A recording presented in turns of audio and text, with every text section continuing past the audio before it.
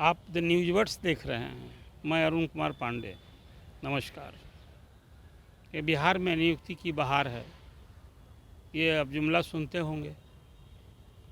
Nitish government ने जो नियुक्ति का अभियान शुरू किया, खास करके जब राजद से सत्ता में हिस्सेदारी हुई, तब से बिहार में नियुक्ति और रोज़गार एक बड़ा मुद्दा बना था। और वर्चुअली अब तो अगले साल विधानसभा का चुनाव हो रहा है। विधानसभा के पिछले चुनाव में भी एक मुद्दा था ही नियुक्ति। उस समय याद होगा कि राजद ने, तेजस्वी यादव ने एक मुद्दा बनाया था कि जब वो पावर में आएंगे तो 10 लाख सरकारी नौकरी देंगे और पहली कैबिनेट में नियुक्ति का फैसला लेंगे। खैर चुनाव हुआ, उसमें तो राजद को बहुमत नहीं मिला, सरकार नहीं बनी, तो मुद्दा उस हिसाब से फिर कहिए कौन हो गया था।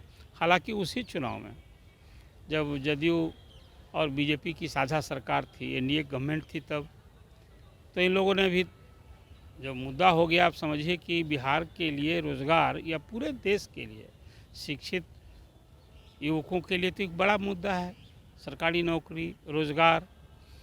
तो सरकार भी उस समय दबाव में आ गई थी और सरकार ने कहा था कि हम 19 लाख रोज़गार देंगे।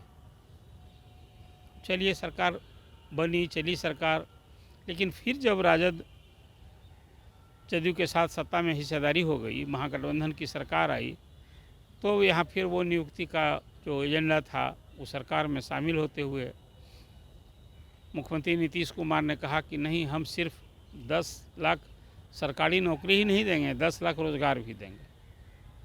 अब इस सिलसिला चल पड़ा। 17 महीने में कोई 2 लाख से अधिक शिक्षक बहाल हुए। बीपीएससी ने शिक्षकों की बहाली शुरू की और विभिन्न विभागों में जो सरकारी पद खाली थे उसको भरने का अभियान शुरू हुआ।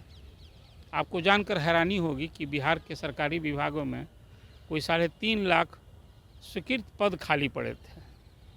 चलिए, नीतीश जी ने तो अब कहा है कि जो विधानसभा चुनाव तक जो नियुक्तियां हो चुकी है, हम कुल 5 लाख नियुक्ति करेंगे।